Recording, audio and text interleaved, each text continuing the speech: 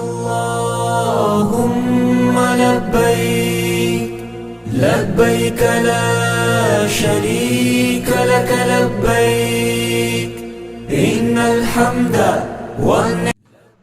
ദുൽഹജ്ജ് 8 യൗമുൽ തർവിയ. എന്താണ് തർവിയ?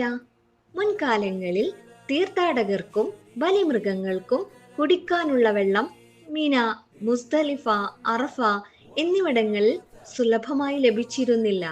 അക്കാലത്ത് ബലിമൃഗങ്ങളെ തീർത്ഥാടകർ തന്നെയാണ് മിനായിൽ എത്തിച്ചിരുന്നത്.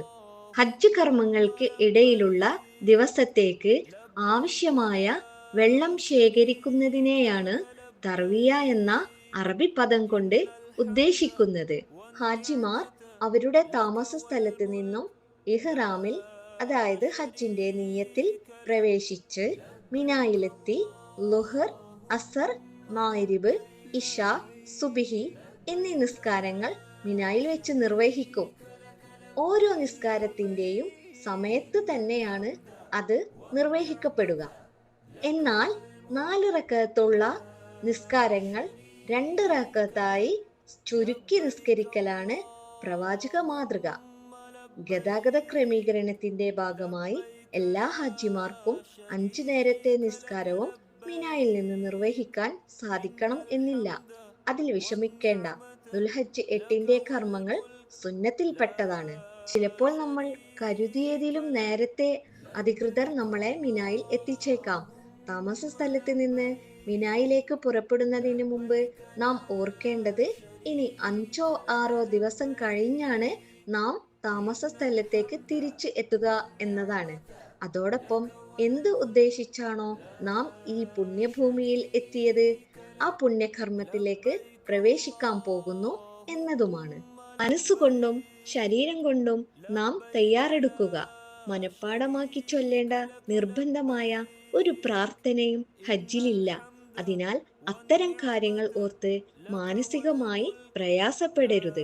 ഇനിയുള്ള ദിനങ്ങൾ കർമ്മങ്ങളുടേതാണ്. മിന, അറഫ, മുസ്ദലിഫ, മിന, മസ്ജിദുൽ ഹറം, മിന. ഇവിടെ കഴിയുമ്പോഴുള്ള അത്യാവശ്യ കാര്യങ്ങൾക്കുള്ള വസ്തുക്കൾ കയ്യിൽ കരുതുക. തിരിച്ചറിയൽ കാർഡുകൾ, മരുന്ന്, കണ്ണട ഉപയോഗിക്കുന്നവർ, toothbrush, toothpaste, soap, turkey, തോർത്തുമുണ്ട്, ഇഹ്റാമിൽ നിന്ന് വിരമിച്ചാൽ മാറാനുള്ള കോട്ടൺ വസ്ത്രങ്ങൾ, കുട, ചെരുപ്പ്, ഒരു ബെഡ്ഷീറ്റ്, കഞ്ഞിയോ ചായയോ എടുത്തു വെക്കാൻ പറ്റിയ ഒരു പാത്രം, മൂടിയുള്ള ചെറിയ തൂക്കുപാത്രം, മുസ്ഹഫ്, തസ്ബീഹ് മാല കയ്യിലുണ്ടെങ്കിൽ എടുക്കാവുന്നതാണ്. കുറച്ച് സൗദി റിയാൽ ഭക്ഷണ സൗകര്യം ലഭ്യമാക്കാത്തവർ കയ്യിൽ കരുതുക. കഴിയുന്നതും നമ്മുടെ പണം ഉപയോഗിച്ച് ആരോഗ്യത്തിന് ആവശ്യമായ ഭക്ഷണങ്ങൾ കഴിക്കാൻ മടിക്കരുത്. ധാരാളം വെള്ളം കുടിക്കണം. ഭക്ഷണത്തിൽ കൂടുതൽ പഴങ്ങൾ ഉൾപ്പെടുത്തുക. മിനയിൽ നിന്ന് അറഫയിലേക്ക് പോകുമ്പോൾ വളരെ അത്യാവശ്യമുള്ള വസ്തുക്കൾ മാത്രം കയ്യിൽ കരുതിയാൽ മതി. കനമുള്ള ബാഗുകൾ എടുത്തു നടക്കുന്നത് അമിത ക്ഷീണത്തിന് കാരണമാകും. നടക്കുമ്പോൾ തുടകൾക്കിടയിലെ ചർമ്മങ്ങളും കാൽപാദ ചർമ്മവും പൊട്ടിപ്രയാസപ്പെടാതിരിക്കാൻ മുൻകൂട്ടി വാസ്ലിൻ പുരട്ടുന്നത് നല്ലതാണ്. ശക്തമായ വെയിലിൽ സൺഗ്ലാസ് ഉപയോഗിക്കുന്നത് ഗുണകരമാണ്. നമ്മുടെ ആരോഗ്യ സുരക്ഷയ്ക്ക് വേണ്ടി ധാരാളം മെഡിക്കൽ സെന്ററുകൾ തീർത്ഥാടന മേഖലകളിൽ പ്രവർത്തിക്കുന്നുണ്ട്. ഇന്ത്യൻ ഹജ്ജ് മിഷന്റെ മെഡിക്കൽ സേവനങ്ങളും അവിടെ ലഭ്യമാകും. ആവശ്യമുള്ളവർക്ക് സൗജന്യമായി ഉപയോഗപ്പെടുത്താവുന്നതാണ്.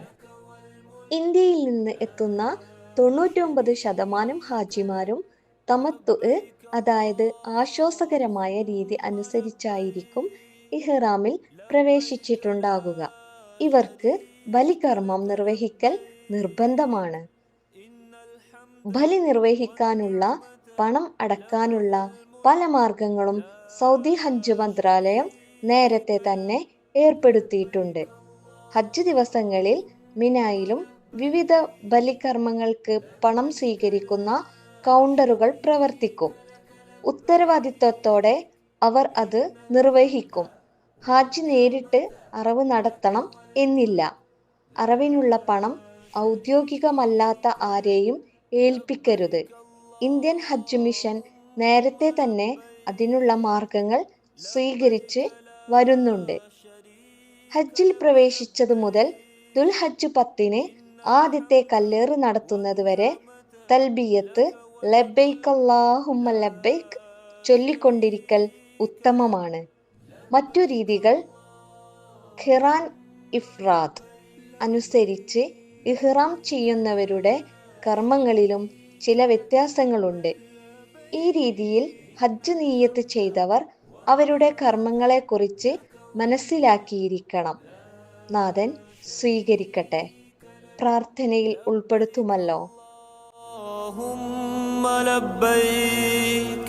لبيك لا شريك لك لبيك إن الحمد